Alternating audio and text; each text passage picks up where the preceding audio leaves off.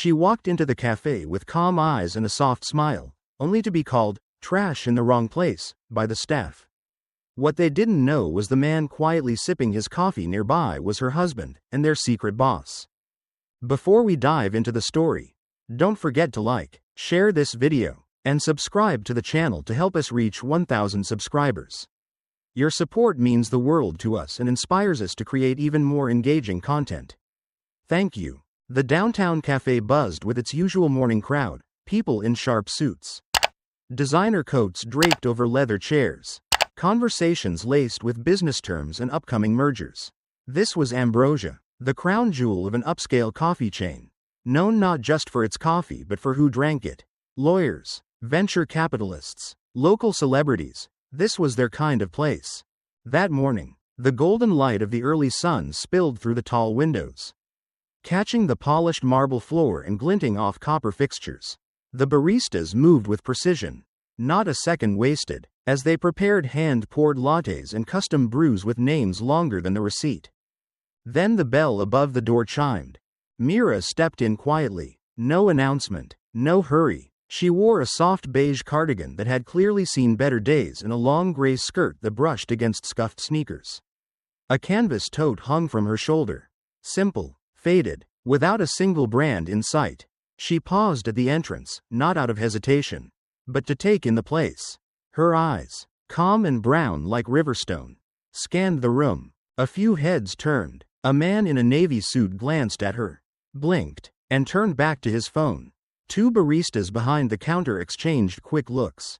One of them, a young woman with a high ponytail, leaned over to whisper something. Her coworker chuckled under his breath. She looks like someone's grandma wandered in. He muttered, maybe she's lost. Mira walked with steady steps toward an empty table by the window. It wasn't the most private spot, but it had a view, both inside and out. She sat, set her tote gently beside her, and waited. The young man from earlier sauntered over after a minute, holding a notepad with the casual arrogance of someone convinced they were above the task. Can I get you something? He asked. Tone flat. Yes, Mira replied. A small drip coffee, black. He paused, blinked as if waiting for more. That's it? She smiled softly. Yes, that's all. He shrugged and walked away, not bothering to hide the slight eye roll.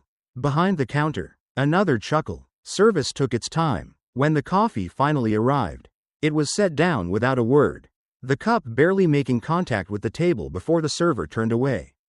Across the room, in a quieter corner, David sat with his laptop open, pretending to type. His face was partially hidden behind dark-rimmed glasses. His clothes understated, a gray shirt, no tie, sleeves rolled just enough to suggest comfort without sloppiness. He looked like any other early riser catching up on work before the rush. But there was nothing casual about his presence. David's eyes were fixed on Mira, though subtly. Every move, every glance, every gesture was noted. He had asked her to come today, not in so many words, but over breakfast the day before. He'd mentioned how Ambrosia had begun receiving quiet complaints from a few longtime customers. Things about tone, about being treated like they didn't belong. Nothing serious, on the surface, but David had learned long ago, problems didn't show up in data until they were already deep-rooted. You had to see it, feel it, so here she was. From her seat, Mira gently stirred her coffee, though she hadn't added anything to it. The bitterness didn't bother her. She watched as the baristas continued their act, smiles for a man in a tailored coat, warm tones for a woman in red lipstick. No one offered her a napkin. Then, it happened. The same young man who served her passed by and slowed his steps, as if mulling over whether to say something. Mira looked up briefly, polite but uninviting. You know, he said with a smirk. We've got a discount menu for simpler orders. Might be more your style. A hush followed, not loud enough to stop the room, but loud enough for the two women at the nearby table to glance sideways. Mira didn't flinch. She placed her cup down slowly, looked at him, and said, there are things not listed on any menu, like grace, or dignity. The server blinked. He opened his mouth, but nothing came. Mira smiled again, gentle, not sarcastic, then looked back out the window, as though the conversation was over before it even began. Across the room, David closed his laptop. The look on his face was unreadable, part sadness, part resolve. He stood up quietly and walked toward the exit, his presence barely noticed by the staff too busy exchanging glances. Back at corporate headquarters, a quiet server connected to the store's security cameras continued recording. The footage from today's interactions had already been flagged, though none of the employees at the cafe knew it. They also didn't know that this week's camera feed had been rerouted, per David's instruction, straight to the CEO's private office. And the timestamp on the recording? It marked the beginning of something none of them would see coming. At exactly 7:45 a.m., the floor-to-ceiling windows at Ambrosia's headquarters in Midtown glowed with early sunlight. But the mood inside was far from serene. In a glass-walled conference room on the 7th floor, the quality and compliance team was already seated. Their coffee sat untouched, growing cold as they waited for the meeting to start. No one knew why it had been called so suddenly. No one asked either. When David summoned a department at that hour, it meant something had gone wrong. He walked in quietly, no tie, eyes more tired than usual. He nodded to the room, then clicked a remote, bringing up a still frame from the security footage at the Westvale location. The timestamp read 9:12 a.m. the previous day. David didn't speak at first. He played the clip. They watched in silence as Mira entered the cafe, sat down, and waited. The service delay, the muttered comments, the smirk, the offhand remark about the discount menu, and finally, Myra's calm but cutting reply. When the video ended, David took a slow breath. Pull the full camera feed from every angle, he said. Save it to a separate drive. No edits, no labels. I want everything from that day preserved as is. A few eyebrows lifted, but no one questioned it. David was known for being hands-on, but this wasn't his usual way. Someone from IT asked gently, "Are we launching an internal review, sir?" He didn't answer right away. Then, with a tone that left no room for debate, he said, "We'll talk again tomorrow. Until then, nothing leaves this room." Meanwhile, across town at the Westvale location, Kendrick stared at the email he just received. The subject line read, "Immediate submission required. Guest interaction summary 316. It didn't mention an incident, but it was the kind of email that didn't show up unless someone at the top had seen something. Kendrick wasn't stupid. He'd been in the business long enough to know when to panic quietly. He gathered the shift supervisors in the back office, closed the door, and lowered his voice. "Here's what we're gonna do," he said. "We revise the service logs, make sure the timestamps match standard procedure, and we delete that footage from yesterday. No reason for it to sit on the system if it's been reviewed." One of the supervisors, a girl named Erica, asked, "But what if they already pulled it?"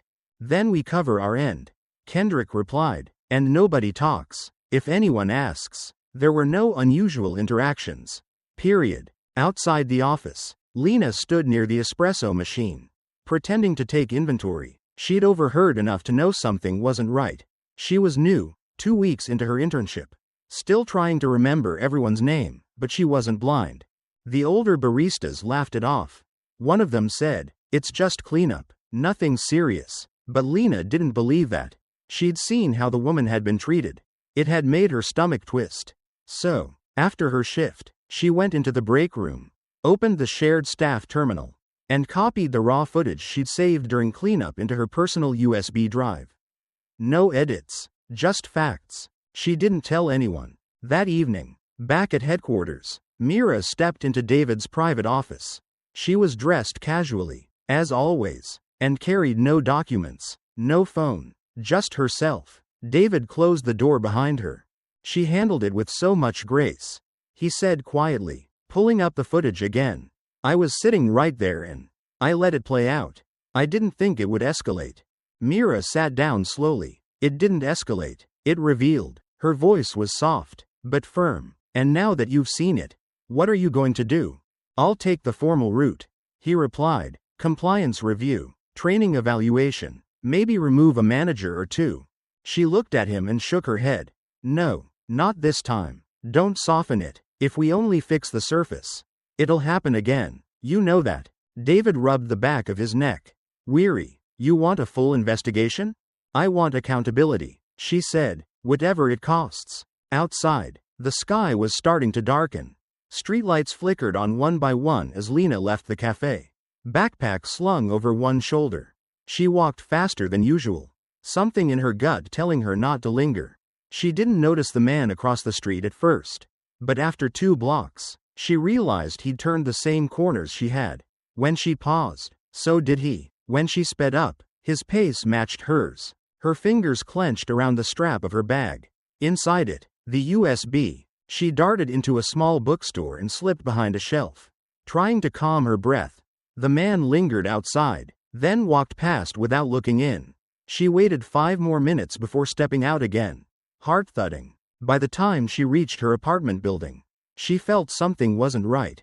Her door was unlocked, but she always double-checked it. Always. Inside, nothing seemed out of place. But when she opened her drawer where she'd hidden the USB, it was gone. Except, it wasn't. There was a second one next to it. Identical, but newer. Her breath caught. Someone had switched them. Someone had been inside. She grabbed both and turned around quickly. And there he was. David. He held up a small badge. One used only by internal security teams. "They're watching you now," he said gently. "But I am too. You need to trust me. We're not just dealing with poor service anymore."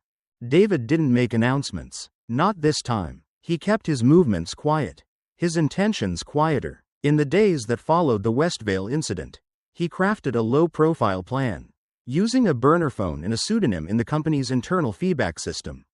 He submitted a mock complaint from a regular customer about inconsistent service at various Ambrosia branches. It wasn't just a test of response times. He wanted to see who did what with the data, and how far the chain of concealment went. Back at Westvale, Mira returned 3 times that week. Each visit, she changed just enough: different scarf, different bag, sometimes with glasses, sometimes without. She blended in, as best one could in a place where most patrons wore cufflinks and watched the market tickers on their phones.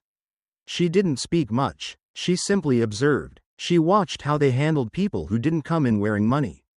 She noticed which baristas adjusted their tone and which didn't bother hiding their disdain. No scene, no retaliation, just quiet note-taking behind calm eyes. Lena had started checking her work email obsessively. Every time a new message came in, her pulse jumped. She hadn't told anyone, not her roommate, not her parents, that she was working with David, not even her direct supervisor. It was safer that way. They communicated through a secure internal folder David had created using old development server access, leftovers from a data migration 3 years prior that no one paid attention to anymore. Lena uploaded everything. Raw footage from the day of the incident. Audio recordings of the meeting where Kendrick ordered the reports to be cleaned up. Even a photo of the whiteboard with the words, "No negative event logs this month," written in red marker. David reviewed every file from his private office after hours, often long after the building had emptied. The deeper he dug, the more familiar the pattern became.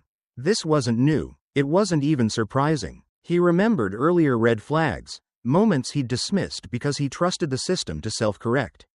He'd believed too much in clean dashboards and polished quarterly summaries. Now he realized the rot wasn't in the numbers, it was in the people who touched them. Kendrick's name popped up repeatedly in past reports, often tied to anomalies in customer satisfaction scores. He had a knack for turning downward trends around in a matter of weeks. It looked great on paper, until you noticed the small notes in archived evaluations.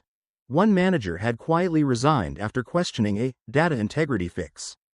Another transferred out abruptly. The complaints? Mysteriously vanishing before escalation. On Thursday afternoon, several regional managers held a closed-door meeting in a nondescript conference room at a boutique hotel just outside the city. The kind of place chosen for its discretion.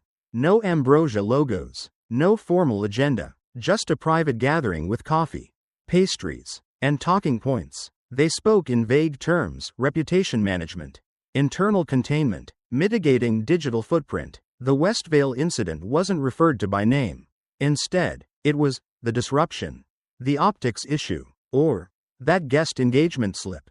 At one point, a woman from HR suggested running a positivity campaign across all channels, quotes about kindness, well-lit photos of diverse staff smiling behind the counter. Another floated the idea of soft pitching a charity partnership to shift attention. All of it was built on the same unspoken foundation: don't let this story grow legs. That evening, Mira returned to Westvale yet again. This time, she chose a different seat, closer to the register. She sipped her coffee slowly, eyes drifting over details others ignored. A clipboard sat on the end of the counter, half tucked beneath a napkin holder. It looked ordinary at first, just a printout of shift notes and supplier delivery confirmations. But Mira noticed something strange. A few sheets deeper, she saw a chart marked in red ink. The title read, Internal Complaint Status, Q4 Review. Most entries had been stamped with the phrase, deemed resolved, no action. A few were marked, customer misinterpretation. But then came a string of entries labeled, escalation denied, per exec order. Each of those had a 3-letter code beside it, Cal. She didn't recognize the code at first. Then it clicked, Calderon. Her fingers paused on the edge of the paper. That name hadn't surfaced in any formal documents for years, not since he'd stepped down from his role as CEO and shifted into a vague advisory position. Rarely seen, barely mentioned, Mira folded the paper once, slipped it beneath a magazine in her bag, and quietly left the cafe. Outside, the sky was a dull gray, and a light drizzle had begun. People rushed by with umbrellas and grocery bags. But Mira stood still for a moment, watching the reflection of the cafe windows in the puddles. Something deeper was beginning to show itself. Not just misconduct, not just negligence. A system of quiet, methodical erasure. And someone far above Kendrick had been pulling the strings. David read the pages twice. Then again for good measure. He leaned back in his office chair, the light from his monitor reflecting off his glasses, and set the document on the edge of his desk like it might burn him if held too long. Across from him, Mira sat still, hands folded in her lap, eyes steady on his. This wasn't an isolated screw-up, she said calmly. It's a system, built to bury things. He nodded slowly. There was no denying it now. The complaint records, the stamps that read, no further action. The initials, Cal. Mira hadn't exaggerated. What she handed him wasn't speculation, it was a blueprint. David opened his secure terminal, bypassed the usual dashboards, and tapped into the upper-tier logs he rarely accessed. It took time. A few levels down, buried in the admin shell, he found it. A permissions table that wasn't supposed to exist. A secondary access group labeled Special Operational Oversight. 5 active members. One led, Calderon. The name made his chest tighten. Calderon had once sat in David's chair. Years ago, before stepping down, gracefully, for health reasons. He'd transformed Ambrosia from a struggling coffee brand into a luxury cultural symbol. But he hadn't really left. David had known he was still around, loosely advising, floating through investor meetings on occasion. What he hadn't known was that Calderon still had clearance to rewrite data integrity protocols without any oversight. Meanwhile, Mira wasn't waiting. She crafted a short, pointed letter to the Ambrosia VIP guest relations portal. She didn't use anonymous credentials or coded language. She signed it with her full name and provided the exact time, date, and location of the incident, along with an attachment that contained time-stamped screenshots and an excerpt of audio footage. The language she used was professional, even gentle, but her message was unmistakable. This isn't about a single employee, she wrote. This is about a system that lets some people be treated as less than human, simply because they don't fit the expected mold. The submission was accepted. 2 minutes and 34 seconds later, it was gone. No confirmation email, no ticket ID. It had vanished as if it never existed. David stared at his own screen in silence when she told him. Then his phone buzzed. The number that popped up was unlisted, but he knew who it was. David, came the voice on the line. It was Harold Ellison, a senior board member and investor representative. Smooth as ever, calm, controlled. I'm hearing some noise, Harold said. I trust everything's being managed? David's throat tightened. We've had an incident. It's being reviewed. Good. I just remind you that the company's up 7 points since last quarter. There's real momentum here. We'd all hate to see a minor disturbance derail that. It's not minor, David replied. It's systemic. There was a pause, long and pointed. Sometimes, David, the system knows better than the individual. You've built something great here. Don't throw it away chasing ghosts. The call ended without a goodbye. That evening, Mira brewed tea in their small kitchen. The window above the sink let in a sliver of late sunlight. David sat at the table, scrolling through his newsfeed. Then he froze. Ambrosia Trending, a column on a major finance and lifestyle site, had posted a headline. Exclusive. VIP customer reprimanded for disruptive conduct at flagship Ambrosia Café. The subheading read, Internal sources cite breach of etiquette and verbal aggression. Beneath the text was a blurred image that had clearly been pulled from surveillance footage. It was Mira, mid-sentence, hand half raised in conversation. But the angle, the timing, it painted an entirely different story. The context had been stripped, replaced with innuendo. Mira looked over his shoulder. Her expression didn't change. I guess this means we're not being ignored anymore, she said quietly. David couldn't answer. His mind was racing. Someone had made a move, fast, strategic, and public. This wasn't just about burying complaints. It was about erasing truth and replacing it with something else. Something louder. And now, whoever they were, they had stepped out of the shadows. Mira sat at the edge of the couch, her hands folded tightly in her lap, the glow of her tablet casting pale light across her face. The article was everywhere now. Dozens of reposts, thousands of comments. A few influencers even jumped in with dramatic reactions, calling her entitled, ungrateful, rude. They hadn't seen the footage, of course. They'd only seen the carefully edited image of her, frozen mid-gesture, with a headline crafted to spark fury. She scrolled through the thread again. The words blurred together, nasty, dismissive, cruel. Some questioned her motives, others mocked her clothes. One even posted a zoomed-in shot of her shoes, captioned with, "This is who wants to lecture service staff." David stood across the room, phone pressed to his ear, jaw clenched. He'd been calling all morning, old contacts in PR, boutique firms they'd used in the past, even favors he never thought he'd cash in. Each call ended the same way. Apologies, sympathy, and a firm no. Sorry, David, we're not in a position to get involved right now. We're restructuring our client intake. Bad timing. Honestly, we've had some quiet pressure to steer clear of this one. That last one made something inside him shift. He sat down next to Mira, who hadn't spoken in nearly 20 minutes. It's coordinated, he said softly. Someone's making sure no one helps us. Mira nodded, still watching the screen. It's not just about me, she said. It's about control, image control. That afternoon, Lena appeared in the basement archive room, where David had taken to working between meetings. She carried her laptop and a thumb drive, cheeks flushed with urgency. I tracked the article's origin, she said quickly. It was posted by Gabe Renner. David blinked. Renner? I thought he disappeared. Sort of. He's been writing under a freelance label for the last year. But here's the weird part. He used to be on Ambrosia's media protection team. You know, the brand integrity group. I found an old contract in the archive logs. He got cut loose after a disagreement with the board. David sat back. What kind of disagreement? Apparently, he wanted to publish an internal story about wage discrimination. Calderon blocked it. Renner leaked part of it anonymously and got blacklisted. David didn't hesitate. Can you find him? Lena gave a tight nod. He lives out near the coast. Lincoln Harbor. Keeps a low profile now. The drive out to Lincoln Harbor took 2 hours. David went alone. He didn't tell Mira where he was headed, not yet. He needed answers before making promises. The address Lena found was tucked behind a weathered bookstore, the kind that smelled like old paper and coffee beans. Gabe Renner opened the door halfway, looked David up and down, and gave a crooked smile.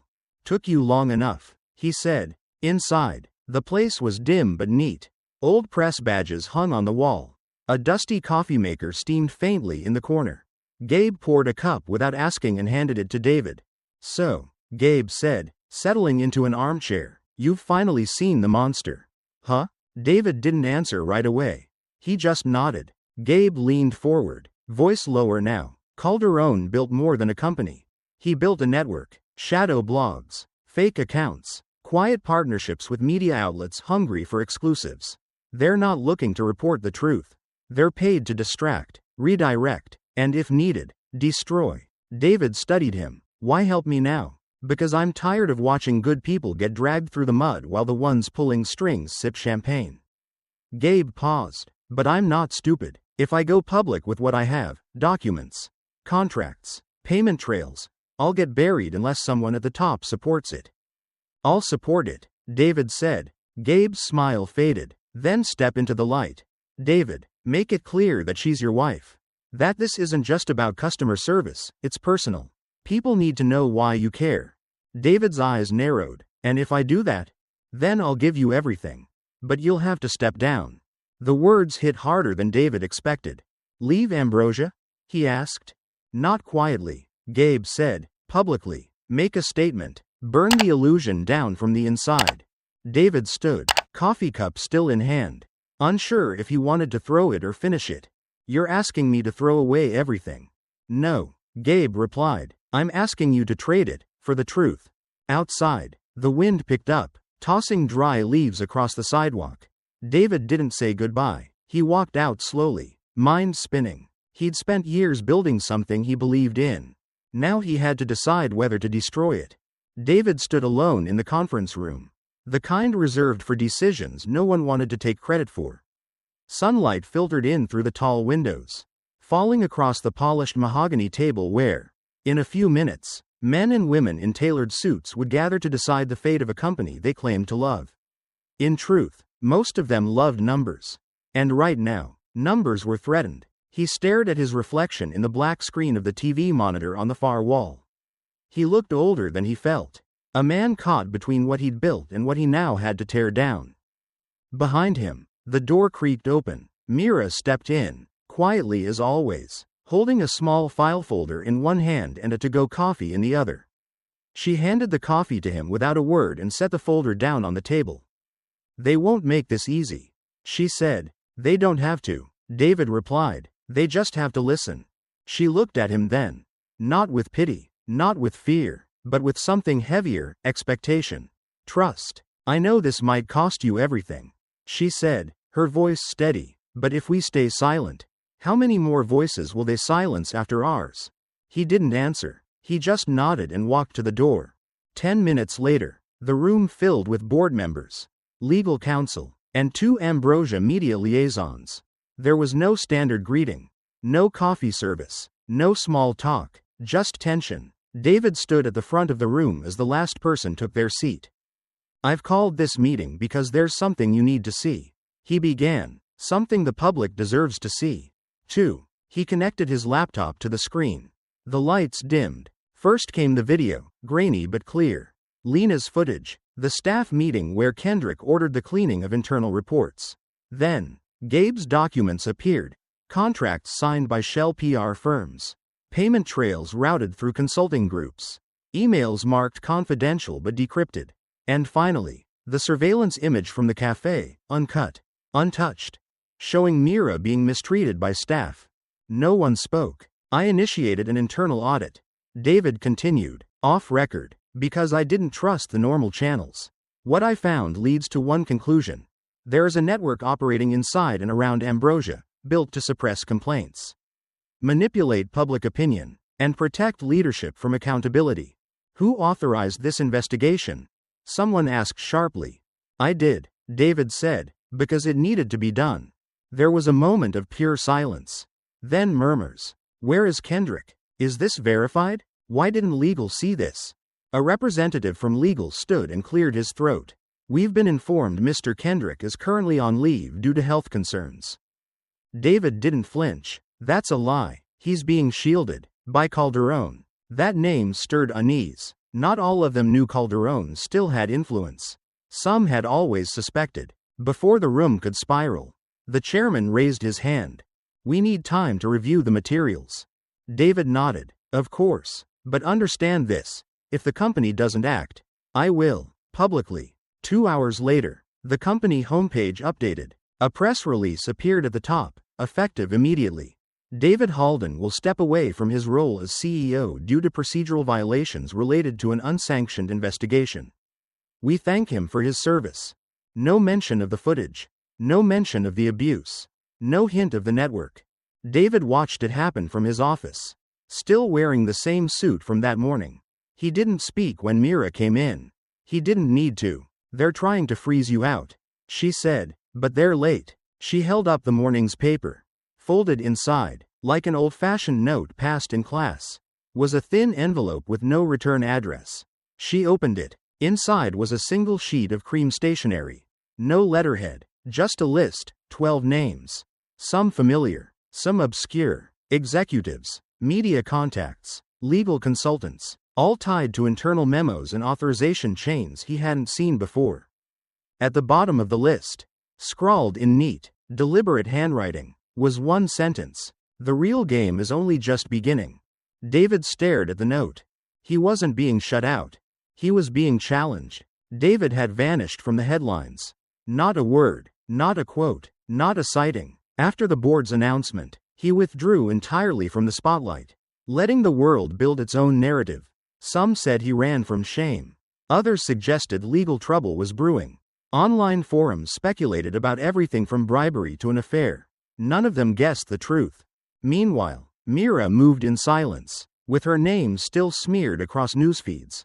Her presence drew glances in public, but she ignored them. She had a different focus now: names, connections, patterns. Each morning, she folded the list from the anonymous letter into her coat pocket like a compass. One by one, she tracked down people on that list, speaking with those who once had access, influence, or insider knowledge, until she found Eli Vega. Eli didn't open the door the first time she knocked, or the second. It wasn't until she slid her business card under the door with the words, "I'm not here for revenge, just truth," that she heard movement inside. A minute later, the door cracked open. Eli was a thin man in his early 40s. Hair pulled into a loose knot. Eyes worn from too much screen time. He didn't look like someone used to visitors. He didn't invite her in. But he didn't shut the door either. "You were on the compliance team," she said. "Yeah, was," he muttered. "They said you left voluntarily."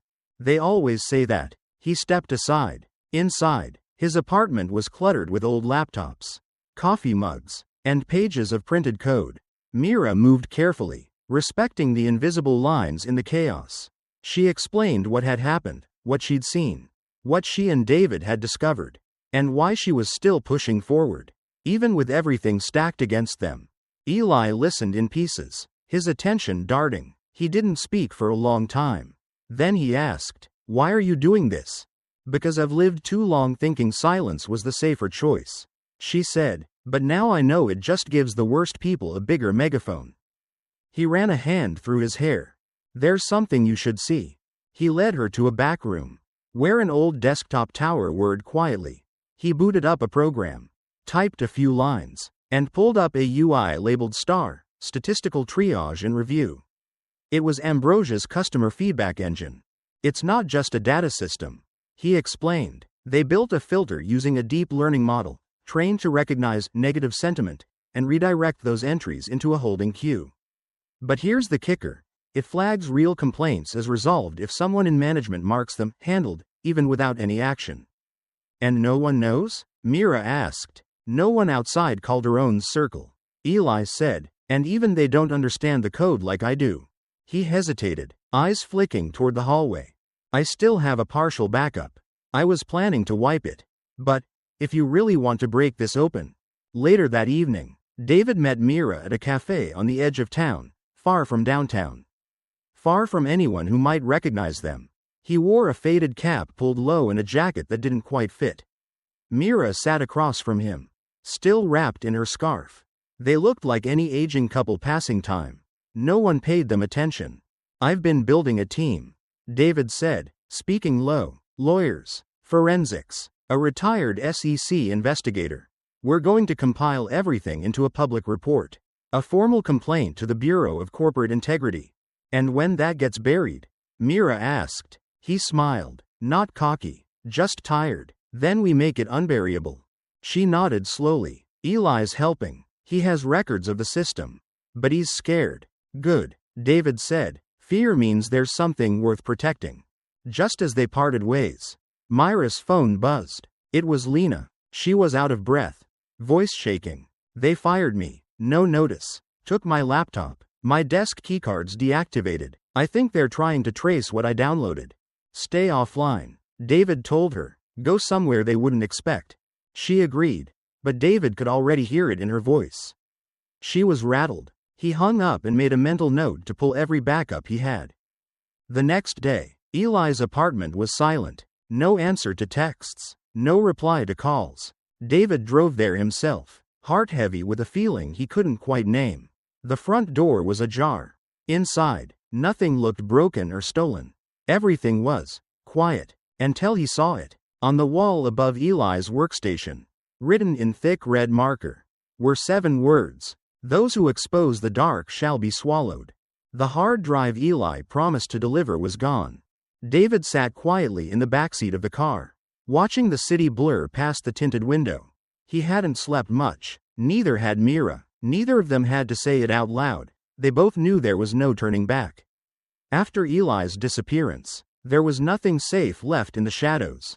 The only protection now was light. As much of it as possible.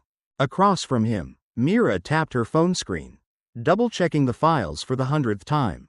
Every document, every line of code, every email thread had been scrubbed, verified, and annotated. Gabe had spent the last 48 hours editing the language of the report to be airtight. Lena's videos were trimmed and time-stamped. Even the grainy image of Kendrick whispering to another manager had been enhanced and attached.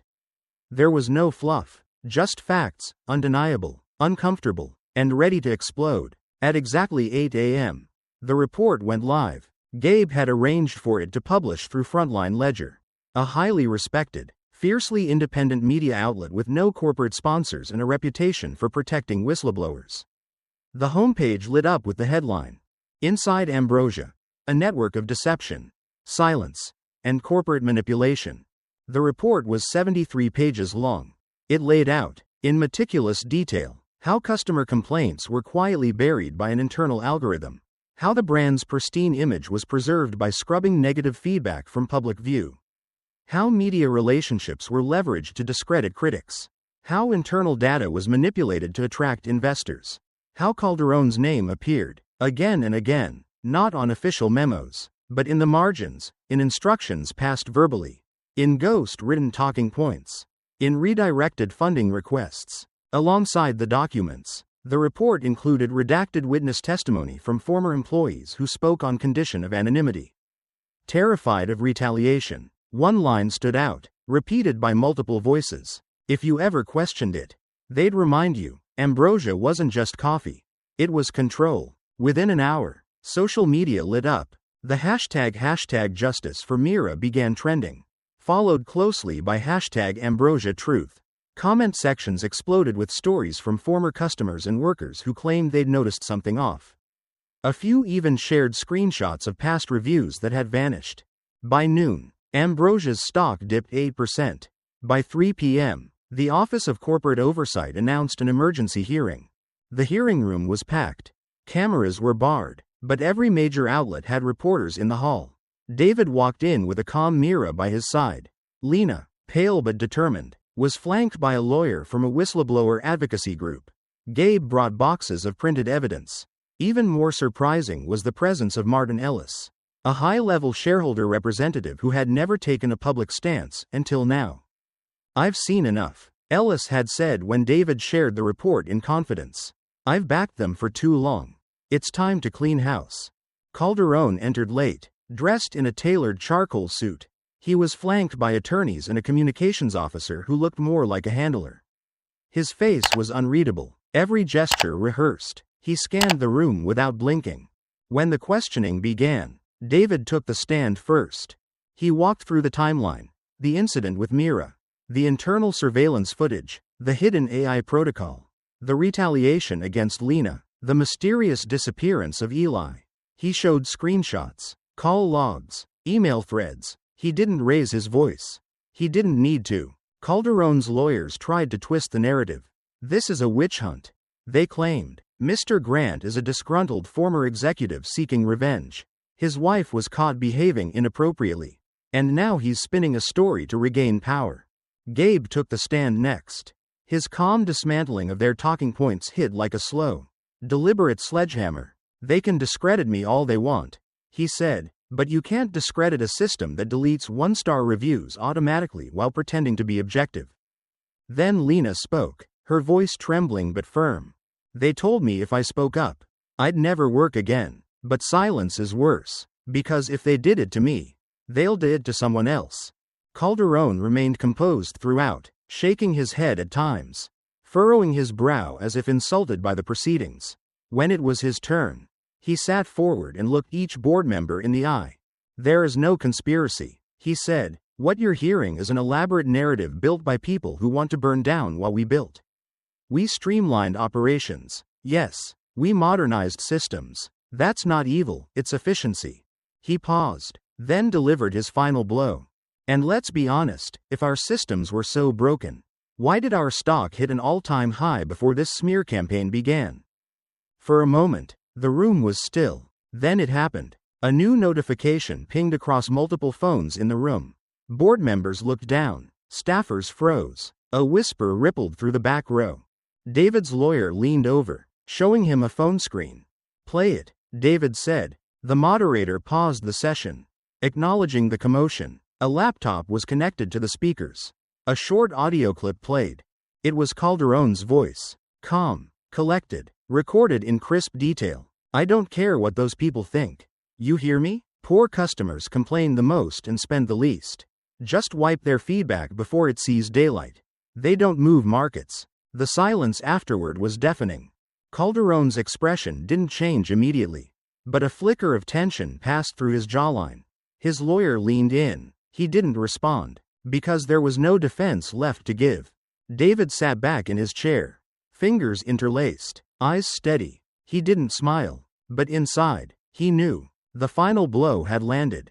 The moment the audio clip ended, the room had fallen into a strange kind of hush, like the stillness before a storm decides whether to break or pass. For a full 5 seconds, no one moved, as if time itself needed a moment to catch up. Calderon sat frozen, jaw tight, eyes locked on something far beyond the hearing chamber walls.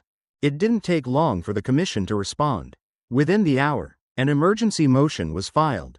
Calderon was officially suspended from all operational duties pending a full investigation. His access to internal systems was revoked, and a forensic team was dispatched to Ambrosia's headquarters. Outside, however, the mood was different, as reporters swarmed the sidewalk. Cameras flashing, Calderon emerged with an expression so composed it bordered on smug. He straightened his cufflinks before stepping behind the podium and smiled faintly at the crowd. I have no doubt the truth will prevail, he said. That recording? It's doctored, spliced together to create a narrative. And who benefits from such a tale? A man trying to reclaim his lost seat. A husband who turned a personal grievance into a media campaign. He let the words hang. Ambrosia is more than one man's crusade. It's a legacy, and I won't let it be rewritten by revenge. The following day, the front pages split in tone. Some hailed David as a whistleblower. Others quoted Calderon's speech and ran headlines like, "Power play or justice." The stock dipped, then stabilized, then began to inch back up. And in boardrooms and chat rooms alike, a new question surfaced. Was David clean? Mira knew they couldn't afford silence. That afternoon, with cameras rolling, she stepped into the press room of Frontline Ledger. She wasn't polished. She didn't wear a tailored suit. She wore the same calm expression she had the day she walked into that Ambrosia Café. Head high, clothes plain, and dignity intact, she told them everything. How the employees treated her. How they laughed when they thought she couldn't hear. How none of them knew who she was, or who she used to be. A decade ago, Mira had been one of the lead designers behind Ambrosia's original customer service framework. She had built the first complaint tracking model. She had trained half the managers who now whispered about her as a stranger. And when she started to push back against the company's increasing obsession with appearance over substance, Calderon had dismissed her, politely, quietly, completely. They told me I didn't fit the culture, she said, but what they really meant was, I wouldn't stay quiet. Her voice didn't waver once. Her hands didn't tremble, but behind her, David stared at the floor. Because that morning, something else had happened. in a closed-door meeting between the board and shareholders. The room had turned, slowly, carefully, not all at once, but one by one. Voices that had once stayed neutral began to murmur concerns about exposure, brand damage, and lawsuits. Words like settlement and containment floated through the air like perfume. And then, Greg Sanders, Ambrosia's longtime CFO and a man David once trusted, stood up with a folder in hand. "There's something the public hasn't seen," Greg said, flipping to a highlighted document. A memo from 2 years ago. Authorized by David Grant. Page 3, Clause 6. Approving auto-filtering of customer feedback. Buried in the operational efficiency packet. The room shifted. David took the folder, reading it slowly, heart sinking. It was his signature, his approval, his stamp. He remembered the day vaguely, his first week in office. Drowning in paperwork, trusting the summaries his team handed him. He hadn't read the fine print. He hadn't even noticed. Now it stood there like a weapon with his name etched in gold. Calderon wasn't in the room. He didn't need to be. The damage had already been done. Back in the hallway, Mira caught the look in David's eyes before he even spoke. "They're not just after me anymore," he said quietly. "They're turning this into something else." Mira stepped closer. "Maybe it always was," she replied. That night, Ambrosia's internal forums lit up with whispers. Employees weren't sure who to trust. A few messages were posted anonymously, screenshots of meetings, complaints that had gone ignored, policies that looked suspicious in hindsight. Some backed David, others called for his resignation along with Calderon's. David sat at his kitchen table, hands wrapped around a lukewarm mug of tea, and stared at the memo again. He'd been so sure they were on the right side, but now the line had blurred. He wasn't the man who wrote that clause. But he'd signed it, and in this fight, that might be enough to make him the villain in someone else's story. Outside, the wind shifted, blowing last week's headlines across the sidewalk. Inside, Mira folded the latest board transcript and set it beside him. "Tomorrow," she said softly, "you don't defend yourself. You tell the truth. Let them decide what it means." And for the first time in days, David nodded. He didn't know how this would end. But the mask had finally fallen, and now, it was time to see what lay beneath. The morning light spilled through the blinds of Myra's new café, warm and soft, catching the gentle swirl of flour in the air as she wiped down the old wooden counter she'd just finished sanding. The space was still rough around the edges, no signboard yet. A few chairs still missing legs. The espresso machine waiting for a proper tune-up. But to her, it felt finished in the only way that mattered. There were no rankings here, no customer surveys, no digital meters tracking experience metrics. Just a hand-painted chalkboard that read, "You're welcome here." That's enough. A week had passed since the hearing. But Mira wasn't following the news anymore. The noise had become too familiar. Commentators split along lines she'd stopped trying to understand. Some called it justice. Others whispered about corporate sabotage. All she wanted now was silence. Or at least a quieter kind of truth. Ambrosia, meanwhile, was unraveling. The board had called for an emergency vote to restructure leadership. Public confidence was shaken. Shareholders demanded transparency. And consumer watchdog groups launched investigations into data manipulation across the hospitality sector. Calderon, stripped of his advisory role, now faced formal criminal charges, fraudulent misrepresentation, conspiracy to suppress whistleblower reports, and investor deception. His once celebrated name now flashed across the evening news under the headline, "Fall from Grace." David had stayed mostly out of sight, appearing just once more with a handwritten letter he read aloud in a live-streamed press conference. "I was blind to the fine print. I signed off on something I should have questioned. That silence, mine, made space for harm to grow. I don't expect forgiveness, but I do owe you clarity." He didn't cry. He didn't grandstand. He simply announced his full resignation from all Ambrosia-affiliated roles and promised to dedicate himself to helping independent watchdog networks expose malpractice across the corporate world. "Sometimes," he'd said near the end, "you do the wrong thing trying to do the right thing. My job now is to stop pretending that's enough." Mira had watched the broadcast once. Then she turned it off, folded the letter, and tucked it inside the back of the guest book she planned to leave open on the cafe counter. for anyone to write in. No ratings, no filters, just words. Then, out of the blue, they found Eli. He'd vanished without warning, but now, there he was, thin, quiet, sitting in the shaded garden of a small, tech-based monastery upstate. The monks didn't ask questions. Eli had arrived carrying nothing but a backpack and a need for stillness. It was Eli who'd released the final recording, the one that ended the debate. The one no one could refute. Calderon's voice, cold and undeniable, calling for the silencing of dissent. When asked why he chose to reveal it anonymously, Eli said, "Truth matters more when no one can own it." Mira had smiled when she heard that.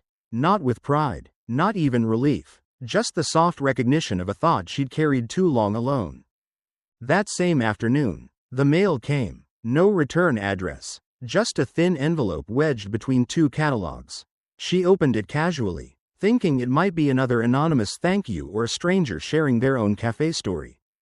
But inside, there was a flash drive, and a single, creased sheet of paper, a rough map, corporate logos marked in red, lines connecting them like spiderwebs.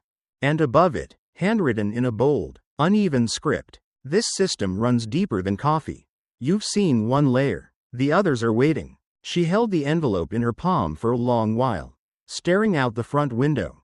The streets were quiet. A light wind nudged a paper cup down the sidewalk. A man helped his elderly mother into a rideshare. Across the street, a kid laughed too loud at something on his phone. Life moved forward, unaware. Mira didn't feel angry, not anymore. She wasn't shaken, either. There would always be another hidden system. Another room full of silence too thick to breathe in. She understood that now. Truth wasn't a destination. It was a path you kept walking, even after the crowd had gone home and the cameras shut off. She set the envelope down, rolled up her sleeves, and returned to the counter. A few things still needed fixing. But this place, it was hers now. And that was a start. She whispered to the empty room, a half smile crossing her lips. One truth at a time. Then she went back to work. And maybe that's the quiet power of truth. It doesn't always shout, but it shows up when it matters most. Mira didn't raise her voice. David didn't reveal himself too soon. But together, they exposed a system built on arrogance and silence. What would you have done in their place? Have you ever witnessed a moment where someone was underestimated, only to turn the whole game around? If this story moved you, don't forget to leave a comment below. We'd love to hear your thoughts. And make sure to subscribe to Undercover Truths so you won't miss our next powerful story. There's always more beneath the surface.